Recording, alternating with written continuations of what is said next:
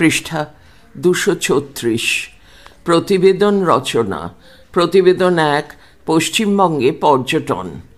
নিম্নোক্ত বিষয়গুলির ভিত্তিতে একটি প্রতিবেদন রচনা করতে হবে। প্রাসঙ্গিক ছবি এবং পেপার কাটিংগুলি সংযুক্ত করতে হবে। এখানে একটি টেবিল দেওয়া হয়েছে। টেবিলে আছে বিষয় পশ্চিমবঙ্গের ভৌগোলিক অবস্থান, তার পাশে পেপার কাটিং 1, তার পাশে চিত্র 1, তার নিচে বিষয় পশ্চিমবঙ্গের ট্যুরিস্ট সার্কিট, পেপার কাটিং 2, চিত্র 2, তার নিচে বিষয় পশ্চিমবঙ্গের সাংস্কৃতিক বৈচিত্র্য, পেপার কাটিং 3, চিত্র 3, নিচে বিষয় পশ্চিমবঙ্গের ভৌগোলিক বৈচিত্র্য 1, পেপার কাটিং 4, চিত্র 4, বিষয় পশ্চিমবঙ্গের ভৌগোলিক বৈচিত্র্য 2, পেপার কাটিং 5, চিত্র 5, বিষয় পশ্চিমবঙ্গের পর্যটন লোগো, পেপার কাটিং 6, চিত্র 6।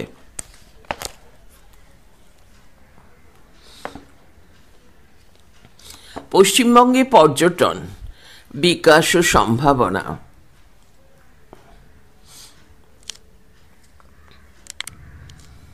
অবস্থানগতভাবে পশ্চিমবাংলা দেশের পর্যটন মানচিত্রে অত্যন্ত সুবিধাজনক স্থানে আছে। পূর্ব এবং উত্তর পূর্ব ভারতের যেমন প্রবেশদ্বার এই রাজ্য,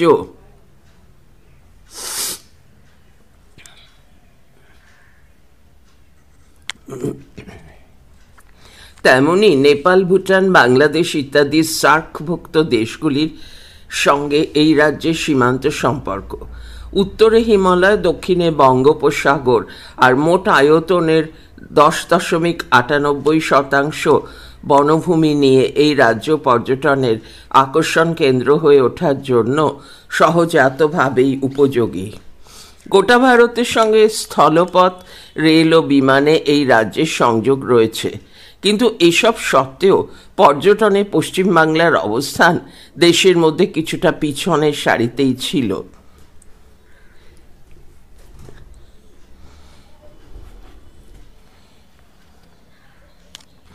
অথচ গোটা ভারতে পর্যটন শিল্পের প্রসারে এক গুরুত্বপূর্ণ ভূমিকা বাঙালি পর্যটকদের। সাম্প্রতিককালে রাজ্য সরকারের নিবিড় উদ্যোগে অবশ্য এই রাজ্য দেশ বিদেশের পর্যটকদের কাছে আকর্ষণীয় হয়ে উঠেছে। ইদানিংকালে আগের তুলনায় পর্যটন বাজেটে অর্থ বরাদ্দ অনেকটাই বেড়েছে। 2010-11 সালে এই বরাদ্দ যেখানে ছিল 40 কোটি টাকা, 2017-18 সালে তা হয়েছে 335 কোটি টাকা। বিগত কয়েকটি বছরে রাজ্য সরকার মূলত যোগাযোগ ব্যবস্থার পরিকাঠামো তৈরিতে বেশি গুরুত্ব দিয়েছিলেন, কিন্তু এখন সরকারের মূল নজর পর্যটক স্বাচ্ছন্দ্য ও পর্যটনের বিকাশে। রাজ্য পর্যটন উন্নয়ন নিগম তাদের লক্ষ্য ঘোষণায় বলেছে, quotation opens, to capture a fair share of domestic and international tourist footfall in the country and also to attain the status of being the most preferred tourist destination in the country, stop unquote. রাজ্যে পর্যটনের বিকাশে মূলত 4টি কৌশলের কথা বলা হয়েছে। 1, পর্যটকের সংখ্যা বৃদ্ধি, 2, পর্যটনে বিনিয়োগ আনা, 3, নতুন নতুন পর্যটন কেন্দ্র তৈরি, 4, বিপণন। সমগ্র রাজ্যকে পর্যটনের বিস্তারের লক্ষ্যে 6টি ট্যুরিস্ট সার্কিটে ভাগ করা হয়েছে। দার্জিলিং, ডুয়ার্স, বেঙ্গল হেরিটেজ, সুন্দরবন, কোস্টাল বেঙ্গল এবং কলকাতা। উপজাতি জনগোষ্ঠী এবং সাংস্কৃতিক ঐতিহ্যকে আশ্রয় করে পুরুলিয়া, বিষ্ণুপুর, শান্তিনিকেতন, নবদ্বীপ, চন্দননগরে পর্যটন প্রসারে উদ্যোগ নেওয়া হয়েছে। রাজ্যের পশ্চিমভাগে অযোধ্যা, শুশুনিয়া, পাঞ্চেত ইত্যাদি এলাকায় পর্যটনের প্রসার ঘটিয়ে জনজীবনের মানোন্নয়নে রাজ্য সরকার বিশেষভাবে উদ্যোগী। হোমস্টে এবং কমিউনিটি ডেভেলপমেন্টকে সরকার তাই বিশেষ অগ্রাধিকার দিয়েছে। সাঁওতাল, লেপচা, জেরো, থারিয়া, গারো ইত্যাদি জনজাতিদের কৃষ্টি সংস্কৃতির সঙ্গে পর্যটকদের পরিচয় করিয়ে দিয়ে তাদের পর্যটন ভাবনার অংশ করে তোলা হচ্ছে। পর্যটন প্রসঙ্গে হাতিয়ার করা হচ্ছে বাংলার প্রাচীন কীর্তন, বাউল, ছৌ নাচ গানকেও। আবার দুর্গাপুজোকে কেন্দ্র করেও পর্যটন বিকাশ ঘটানোর চেষ্টা চলছে। কলকাতায় দুর্গাপুজোর দিনগুলিতে পর্যটন দপ্তরের রুটিন মাফিক পুজো পরিক্রমা তো ছিলই, এখন রাজ্য সরকারের উদ্যোগে রেড রোডে শহরের সেরা দুর্গা প্রতিমাগুলোকে নিয়ে কার্নিভ্যালের আয়োজন করা হয়েছে। পার্ক স্ট্রিটে ক্রিসমাস উপলক্ষে একই রকম কার্নিভাল অনুষ্ঠিত হচ্ছে রাজ্য সরকারের উদ্যোগে। এভাবে নতুন নতুন ভাবনা চিন্তা পর্যটনে নতুন মাত্রা আনছে। প্যারা রাজ্যে ইউনেস্কো স্বীকৃত দুটি ওয়ার্ল্ড হেরিটেজ সাইট রয়েছে, একটি হলো দার্জিলিংয়ের টয় ট্রেন, অন্যটি সুন্দরবন। রাজনৈতিক অস্থিরতায় দার্জিলিংয়ের পর্যটন বারে বারে ক্ষতিগ্রস্ত হলেও সরকারি ও বেসরকারি উদ্যোগে দার্জিলিং, কালিম্পং, কার্সিয়াংয়ে অনেক নতুন নতুন পর্যটন ক্ষেত্র তৈরি হয়েছে। সিটাং ভ্যালি, চটকপুর, লামাহাট্টা, চারখোল, ছিবো, কোলাথাম ইত্যাদি জায়গা এখন পর্যটকদের আকর্ষণের কেন্দ্রে। পৃষ্ঠা 237।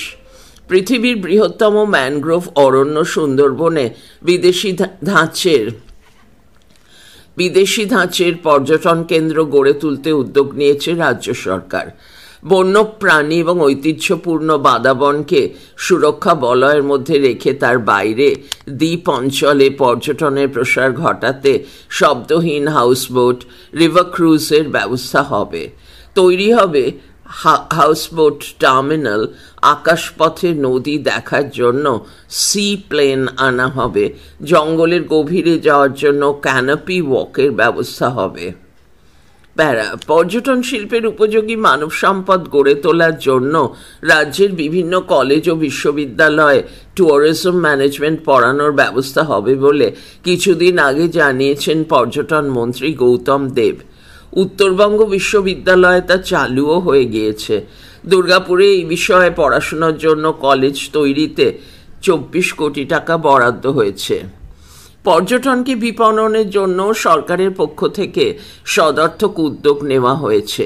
পর্যটন দপ্তরের নিজস্ব ওয়েবসাইটের পাশাপাশি www.bengalweekends.com নামে একটি ওয়েবসাইট চালু হয়েছে, যেখানে পর্যটকরা বেড়ানোর সুলুক সন্ধান সহজেই পেয়ে যাবে। এক্সপিরিয়েন্স বেঙ্গল নামে পর্যটন দপ্তর নতুন লোগো চালু করেছে, যার ট্যাগলাইন হল the sweetest part of India. পর্যটন প্রসারে শাহরুখ খানকে ব্র্যান্ড অ্যাম্বাসেডর করে বিউটিফুল বেঙ্গল নামে একটি তথ্যচিত্রও তৈরি হয়েছে। এইসব সদর্থক উদ্যোগের সুফলও ফলছে।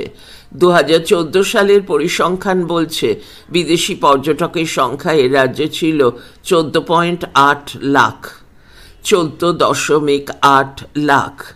গোটা ভারতে এক্ষেত্রে রাজ্যের স্থান চতুর্থ।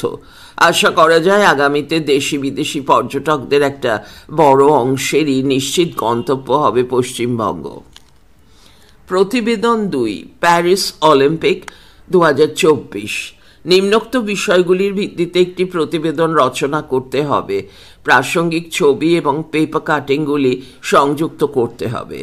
বিষয় অলিম্পিক লোগো, পেপার কাটিং 1, চিত্র 1। বিষয় অংশগ্রহণকারী কয়েকটি দেশ, পেপার কাটিং 2, চিত্র 2। বিষয় উল্লেখযোগ্য স্টেডিয়াম, পেপার কাটিং 3, চিত্র 3। বিষয় অলিম্পিক উদ্বোধন, পেপার কাটিং 4, চিত্র 4। বিষয় খেলার মুহূর্ত 1, পেপার কাটিং 5, চিত্র 5। বিষয় খেলার মুহূর্ত 2, পেপার কাটিং 6, চিত্র 6। বিষয় মানু ভাকেরের সাফল্য, পেপার কাটিং 7, চিত্র 7। বিষয় নীরজের অংশগ্রহণ ও সাফল্য, পেপার কাটিং 8, চিত্র 8।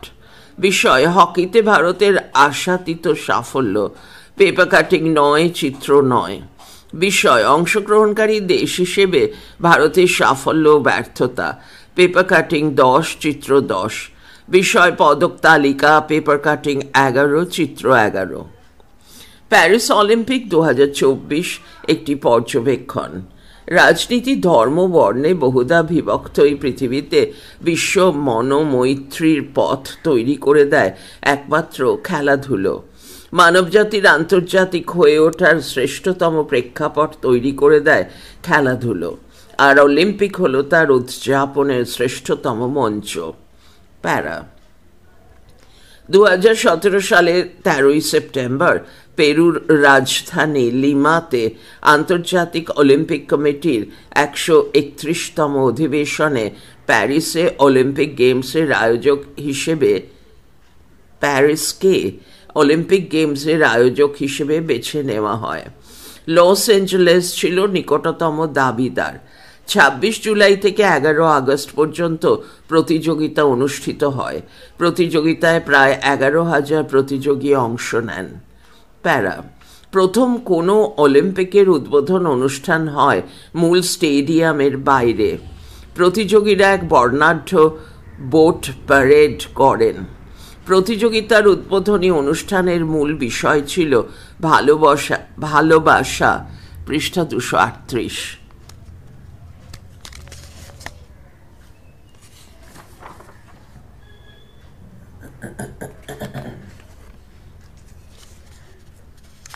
এবং মানবতার অংশীদারিত্ব। অনুষ্ঠানটি পরিচালনা করেন টমাস জলি। লেডি গাগা, আয়া নাকামুরা, মেটাল ব্যান্ড গজিরা প্রমুখ উদ্বোধনী অনুষ্ঠানে অংশ নেন। অলিম্পিকের ম্যাসকট ছিল একজোড়া ফ্রিজিয়ান ক্যাপস। এই জোড়া ম্যাসকটের প্রতীকী অর্থ ছিল quote, "Alone we go faster, but together we go further", unquote. Para 32টি ক্রীড়াক্ষেত্রে 329টি ইভেন্ট 2024 অলিম্পিকে ছিল। এবারই প্রথম ব্রেক ডান্সকে অলিম্পিক প্রতিযোগিতার বিষয় করা হয়। 40টি সোনা সহ মোট 126টি পদক পেয়ে মার্কিন যুক্তরাষ্ট্র পদক তালিকার শীর্ষে থাকে। সমসংখ্যক সোনা সহ 91টি পদক নিয়ে চীন থাকে দ্বিতীয় স্থানে। এবারের অলিম্পিকে 125টি অলিম্পিক রেকর্ড এবং 32টি ওয়ার্ল্ড রেকর্ড হয়। পৃথিবীর বিভিন্ন প্রান্ত থেকে 1,45,000 দর্শক সমবেত হন প্রতিযোগিতা দেখতে। ভারতের জন্য এবারের অলিম্পিক ছিল যথেষ্ট হতাশার। মাত্র একটি রূপো এবং 5টি ব্রোঞ্জ নিয়ে ভারত পদক তালিকায় 71 নম্বরে থেকে প্রতিযোগিতা শেষ করে। 2020 টোকিও অলিম্পিকে সোনাজয়ী নীরজ চোপড়া এই প্রতিযোগিতায় রূপো জেতেন। প্রথম ভারতীয় মহিলা হিসেবে মনু ভাকের শুটিংয়ে শুধু পদক জেতেননি, এক অলিম্পিকে 2টি ব্রোঞ্জ পদক জিতে নেন। হরমনপ্রীত সিং এর নেতৃত্বে ভারতীয় হকি দল অনবদ্য দক্ষতা দেখিয়ে ব্রোঞ্জ পদক জেতে। 1972 পরেই প্রথম ভারতীয় হকি দল অলিম্পিকে অস্ট্রেলিয়াকে পরাজিত করতে সমর্থ হয়। প্যারা আন্তর্জাতিক অলিম্পিক কমিটির প্রেসিডেন্ট টমাস বাক 2024 প্যারিস অলিম্পিকের সমাপ্তি ভাষণে বলেছিলেন, quote opens, "Every performance sparking excitement around the world. Stop. You showed us what greatness we humans are capable of." Stop, unquote. এইভাবেই অলিম্পিক যেন হয়ে থাকে গোটা মানব জাতির উচ্ছ্বসিত অভিব্যক্তির স্মারক। স্বরচিত গল্প লিখন, পৃষ্ঠা 239, দৃষ্টান্ত 1। ফুটবল মাঠের কমলদা। প্রদোষ পড়াশোনায় বেশ ভালো, কিন্তু ওর শয়নে স্বপনে ফুটবল। নতুন গ্রামের বিবেকানন্দ বিদ্যাপীঠের ক্লাস 8-এর ছাত্র প্রদোষ বসুর চোখে সবসময় ভাসছে সবুজ মাঠ, দুদিকে 2টো গোলপোস্ট আর সাদা কালো খোপকাটা ফুটবল।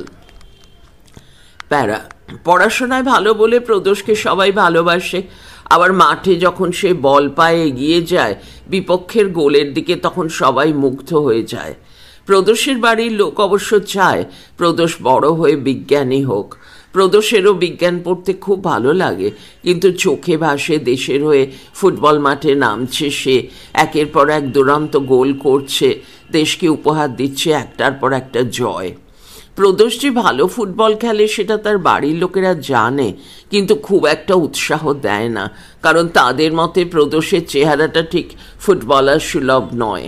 মাঝারি উচ্চতা, রোগাটে গড়ন আর উদাসীন চোখের দৃষ্টি। ফুটবলারের বদলে অনেকটা যেন কবি দার্শনিকের মতো দেখতে।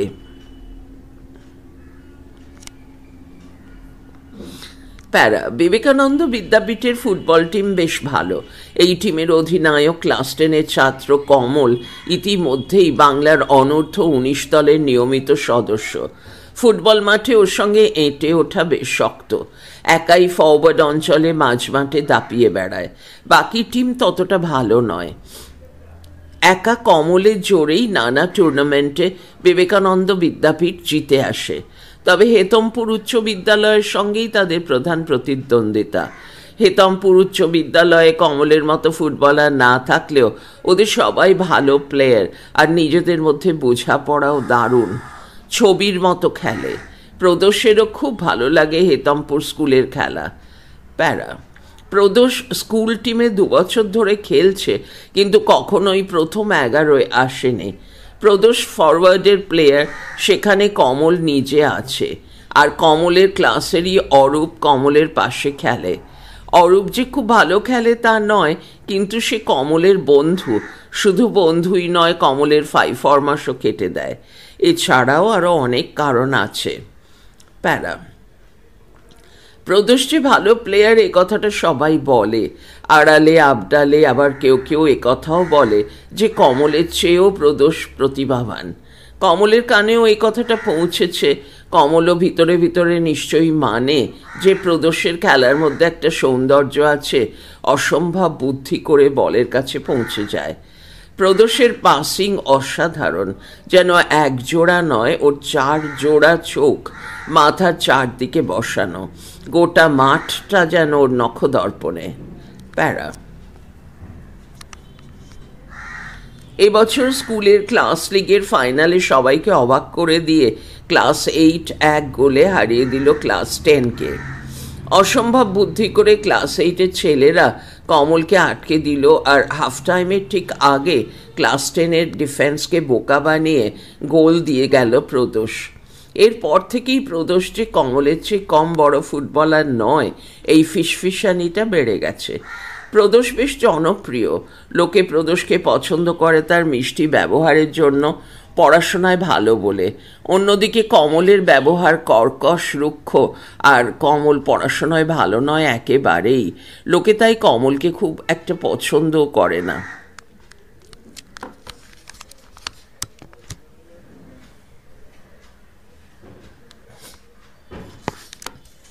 প্যারা, প্রদোষ যেবার প্রথম স্কুল টিমের হয়ে মাঠে নামলো, বুঝলো কমল একেবারেই সহযোগিতা করছে না প্রদোষের সঙ্গে।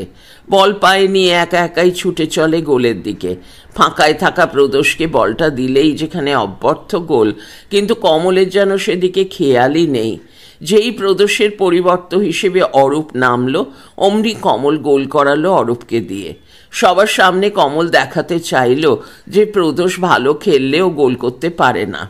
তারপর থেকেই প্রদোষ টিমে থাকলেও বসে থাকে সাইড লাইনের ধারে। কমল কথাও বলে না প্রদোষের সঙ্গে, যেন চেনেই না এরকম ভাব দেখায়। প্যারা, শেষ 2টো টুর্নামেন্টের ফাইনালেই হেতমপুর উচ্চ বিদ্যালয়ের কাছে হেরে গেল বিবেকানন্দ বিদ্যাপীঠ। কমল যথাসাধ্য চেষ্টা করেও ফাইনালে গোল করতে পারেনি। কমলকে বলই ধরতে দেয়নি হেতমপুর স্টপাররা, ফলে অরূপও বিকল। শেষ ম্যাচে 15 মিনিটের জন্য প্রদোষকে নামিয়েছিল গেমস টিচার অনাদিবাবু। প্রদোষ চুপ করেই দাঁড়িয়েছিল মনের দুঃখে। টিম 2 গোলে হারছে, হঠাৎ এই বলটা ছিটকে চলে এলো প্রদোষের দিকে। প্রদোষ বলটা পায়ে নিতেই মনে হলো কমলকে পাস করবে, কিন্তু দেখলো কমলকে ঘিরে রেখেছে 3 জন হেতমপুরের প্লেয়ার। মুহূর্তে ঠিক করে নিল যা হওয়ার হবে, নিজেই চেষ্টা করবে গোলটা দিতে। বল নিয়ে স্বভাবসিদ্ধ ভঙ্গিতে দ্রুত ঢুকে গেল বক্সের মধ্যে। শরীরের দোলায় ডিফেন্সের একজনকে বোকা বানিয়ে সোজা চলে এলো গোলকিপারের সামনে। তারপর মাথা ঠান্ডা রেখে অনবদ্য দক্ষতায় একেবারে কোণ দিয়ে বল পাঠিয়ে দিল বিপক্ষের জালে। সবাই ওকে অভিনন্দন জানালেও কমল এগিয়ে এলো না। খেলা একসময় শেষ হলো, হেরে গেল বিবেকানন্দ বিদ্যাপীঠ। প্যারা। জগত্তারিণী গোল্ড কাপ সবচেয়ে গুরুত্বপূর্ণ ট্রফি।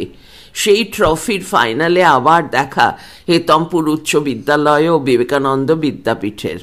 হেতমপুরের লক্ষ্য পরপর 3 বার বিবেকানন্দ বিদ্যাপীঠকে হারিয়ে জগত্তারিণী ট্রফি জিতে নেওয়া, আর বিবেকানন্দ বিদ্যাপীঠ নিতে চায় প্রতিশোধ একেবারে মোক্ষম সময়ে। প্যারা। ফাইনালে ওঠার পথে যে 6টি ম্যাচ খেলতে হয়েছে প্রদোষদের, সেখানে মাত্র 2টি ম্যাচে শেষের দিকে কিছুক্ষণ খেলেছে সে। ফাইনালে তার খেলার কোনো সম্ভাবনাই নেই। সারা টুর্নামেন্টে 10টি গোল করে অরূপ লিড স্কোরার। তবু অভ্যেস মতো প্র্যাকটিসে যায়। খেলার আগের দিন প্র্যাকটিস সেরে যখন সে গুছিয়ে নিচ্ছে তার জার্সি প্যান্ট, হঠাৎ দেখলো কমল তার সামনে দাঁড়িয়ে। অবাক হয়ে গেল প্রদোষ যখন ওকে কমলদা বলল, কাল গোড়া থেকেই তুই খেলবি, প্রস্তুত থাকিস। এ কথা বলে সঙ্গে সঙ্গেই চলে গেল কমল। পৃষ্ঠা 240।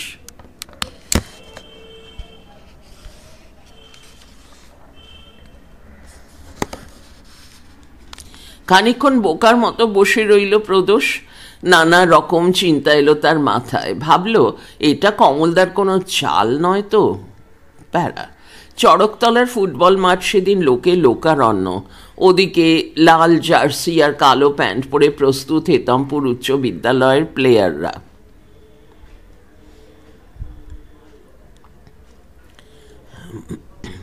এদিকে সাদা জার্সি প্যান্টে বিবেকানন্দ বিদ্যাপীঠ। হঠাৎ প্রদোষ শুনল কমলদা গেমস টিচার অনাদিবাবুকে বলল, ভাবছি আজ প্রদোষই খেলুক শুরু থেকে।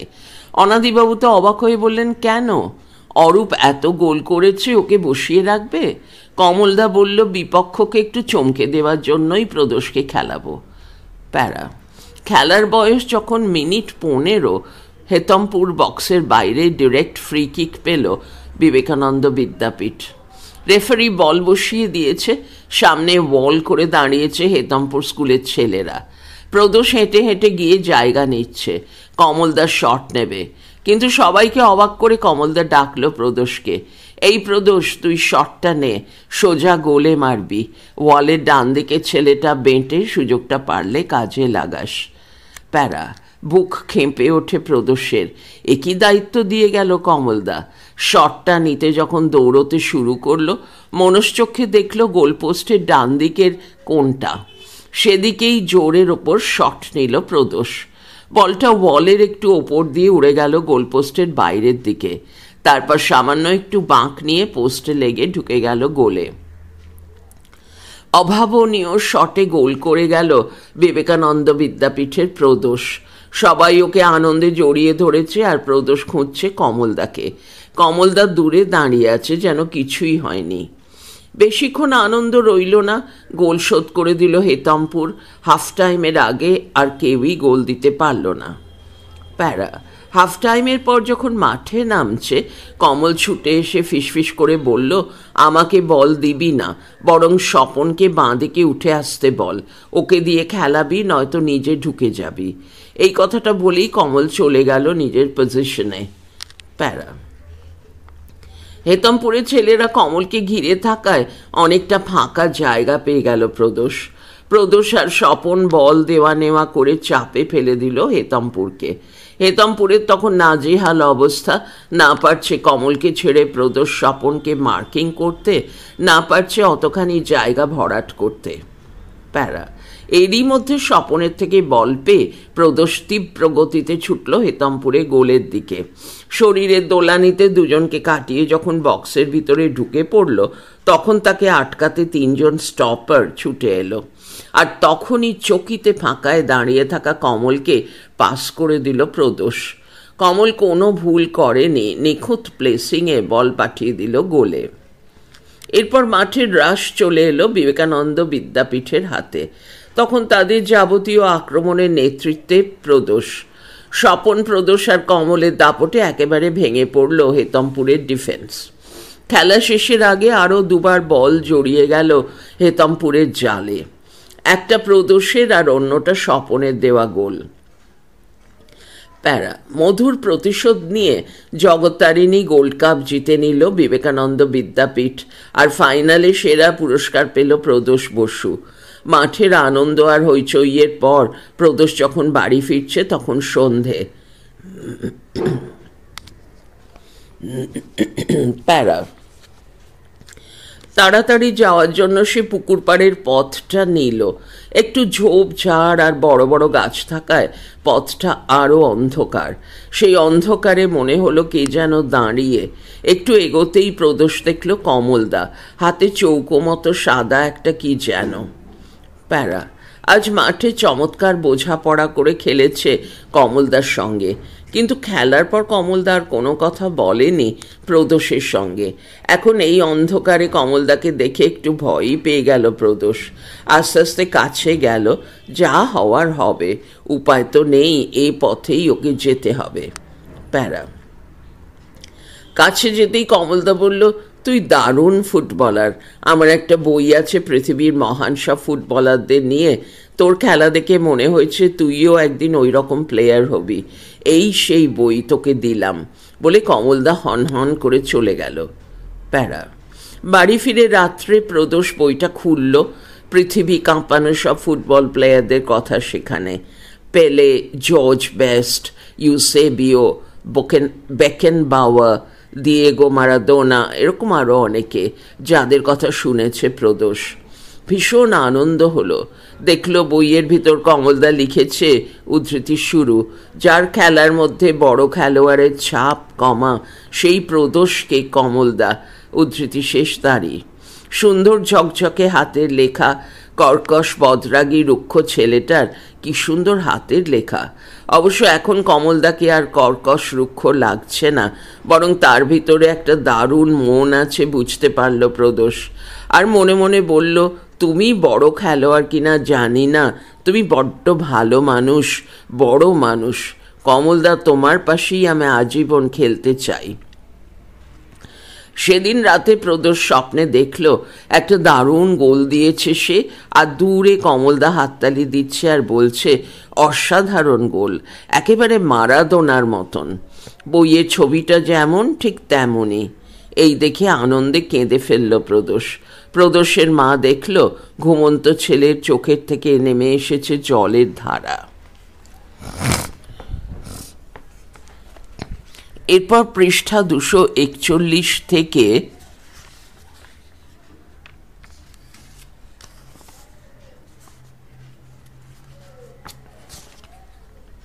262 পর্যন্ত হচ্ছে প্রুফ সংশোধন, কিন্তু এই অংশটি সম্পূর্ণভাবে দৃষ্টি নির্ভর।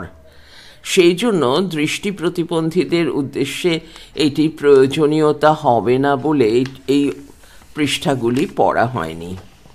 আমি চলে এসেছি একদম শেষের পৃষ্ঠায়, পৃষ্ঠা 263। নমুনা প্রশ্নপত্র 1, পূর্ণমান 40, সময় 2 ঘন্টা। 1. অনধিক 150 শব্দে যে কোনো একটি প্রশ্নের উত্তর দাও। 5 × 1 = 5।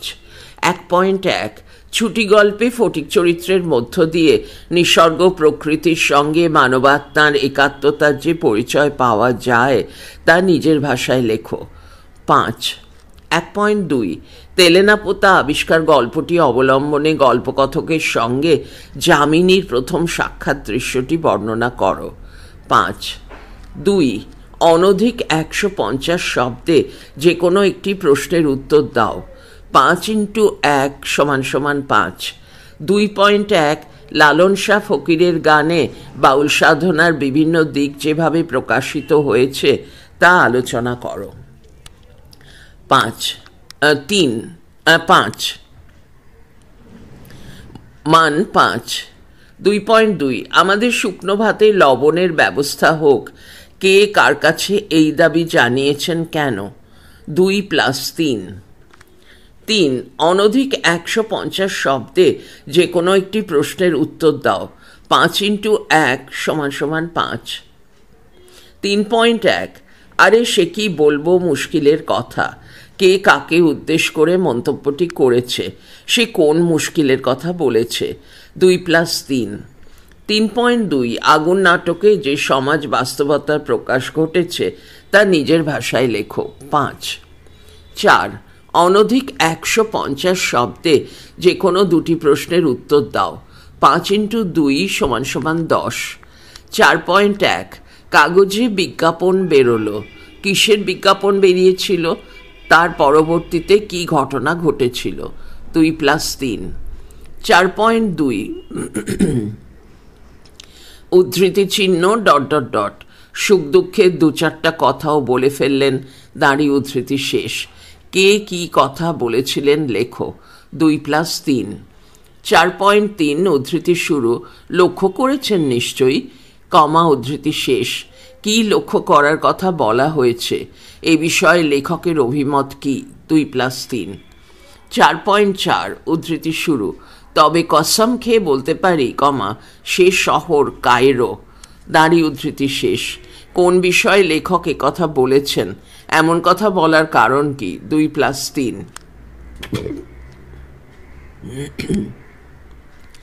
5 অনধিক 150 শব্দে যে কোনো একটি প্রশ্নের উত্তর দাও। 5 × 1 = 5।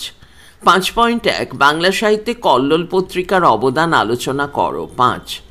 5.2 সুভাষ মুখোপাধ্যায়ের কাব্যচর্চার পরিচয় দাও। 5। 5.3 লোকসাহিত্যে ছড়ার বিশিষ্টতা আলোচনা করো। 5।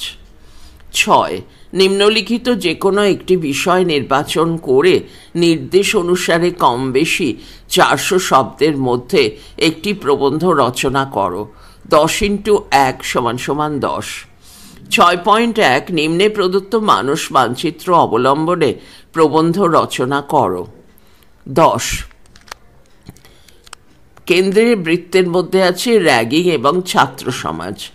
তীরচিহ্ন ঘুরে ঘুরে যাচ্ছে, মানবিক বিপর্যয়, সামাজিক আধিপত্যবাদ, কলুষিত শিক্ষাক্ষেত্র, মানসিক ও শারীরিক ক্ষতি, প্রশাসনিক ভূমিকা, শুভ বুদ্ধির জাগরণ। 6.2 প্রতিপক্ষের যুক্তির অসারতা প্রমাণ করে সপক্ষে যুক্তিক্রম বিন্যাস করে প্রবন্ধ রচনা করো। 10 বিতর্কের বিষয় চলভাস ছাড়া চলমান জীবন অচল। আধুনিক গতিশীল যুগে প্রতি মুহূর্তে মানুষের কাছে চলভাস বা মোবাইল ফোন অবশ্য প্রয়োজনীয় এক উপাদান, প্রায় ছায়াসঙ্গী বলা যায়। জীবনে প্রতি মুহূর্তেই একে অপরের সঙ্গে যোগাযোগ স্থাপনের জন্য বা বিশেষ কোনো প্রয়োজনীয়তা পূরণের জন্য মোবাইল ফোন অপরিহার্য। অত্যন্ত দ্রুতগতির এই আধুনিক জীবনে সময়ের মূল্যকে সর্বাধিক গুরুত্ব দিতে মোবাইল ফোন ছাড়া চলেই না। কেবল যোগাযোগের মাধ্যমেই নয়, মোবাইল ফোন ইন্টারনেট ব্যবস্থার সঙ্গে যুক্ত হয়ে বিভিন্ন তথ্য সম্ভার হাতের মুঠোয় এনে দেয়। নমুনা প্রশ্নপত্র 2 পূর্ণমান 40, সময় 2 ঘন্টা। 1 অনধিক 150 শব্দে যে কোনো একটি প্রশ্নের উত্তর দাও। 5 × 1 = 5। 1.1 মামা বাড়িতে গিয়ে ফটিকের যে দুরবস্থা হয়েছিল তা ছুটি গল্প অনুসরণে আলোচনা করো। 5। 1.2 তেলেনাপোতা যাওয়াকে লেখক আবিষ্কার বলেছেন কেন। 5। 2 অনধিক 150 শব্দে যে কোনো একটি প্রশ্নের উত্তর দাও। 5 × 1 = 5। 2.1 ভাব সম্মিলন কি? বিদ্যাপতির পঠিত পদটিতে রাধার আনন্দের যে চিত্র ফুটে উঠেছে বর্ণনা করো। 2 + 3 5। 2.2 লালন শাহের পরিচয় দাও। পাঠ্য লালন শাহ ফকিরের গান অবলম্বনে মূল বিষয়টি নিজের ভাষায় বর্ণনা করো। 2 + 3 = 5। 3 অনধিক 150 শব্দে যে কোনো একটি প্রশ্নের উত্তর দাও। 3.1 যথার্থতার দিক থেকে আগুন নাটকের নামকরণটি কতখানি গুরুত্বপূর্ণ আলোচনা করো। 5। 3.2 আগুন নাটকে হরেকৃষ্ণ ও মনোরমার সংলাপটির মধ্য দিয়ে সমাজ ব্যবস্থার যে চিত্র ফুটে উঠেছে তা আলোচনা করো। 5। পৃষ্ঠা 264।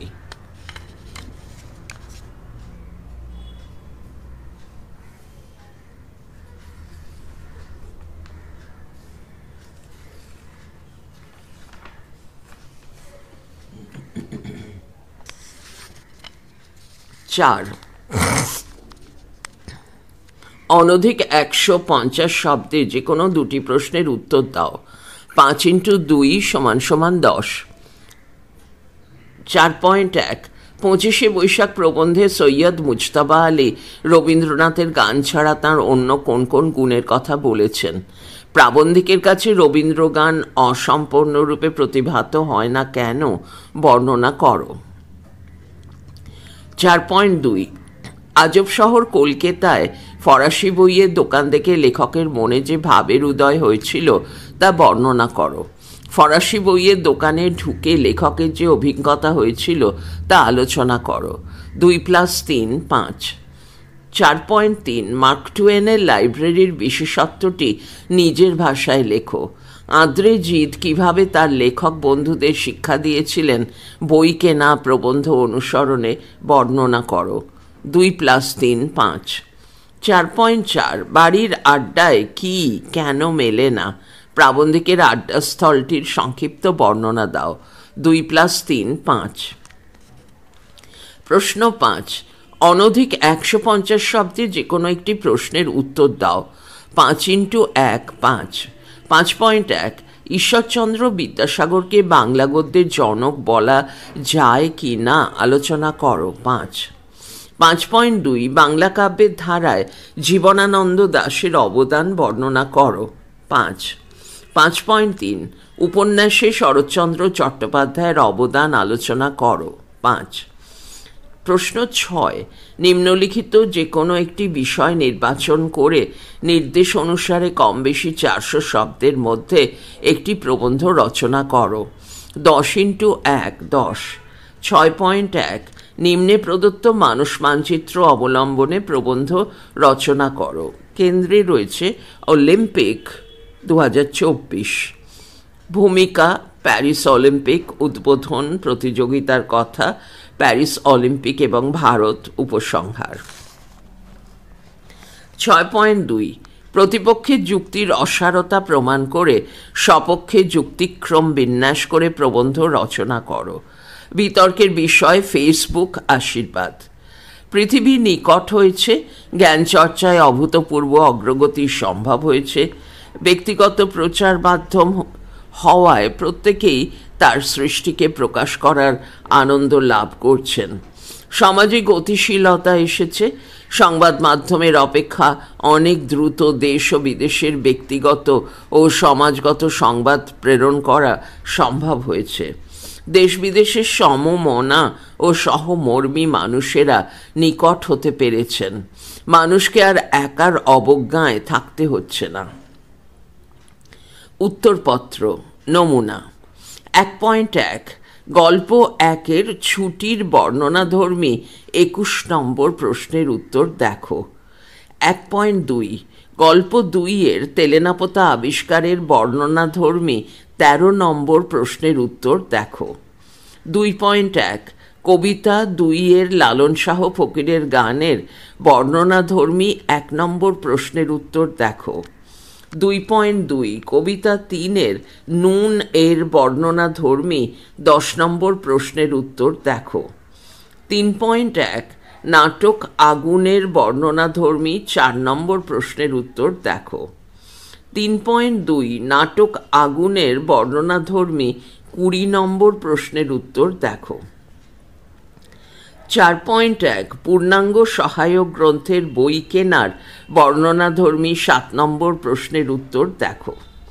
4.2 পূর্ণাঙ্গ সহায়ক গ্রন্থের আজব শহর কলকাতার বর্ণনাধর্মী 2 নম্বর প্রশ্নের উত্তর দেখো। 4.3 পূর্ণাঙ্গ সহায়ক গ্রন্থের 25শে বৈশাখের বর্ণনাধর্মী 4 নম্বর প্রশ্নের উত্তর দেখো। 4.4 পূর্ণাঙ্গ সহায়ক গ্রন্থের আড্ডার বর্ণনাধর্মী 1 নম্বর প্রশ্নের উত্তর দেখো।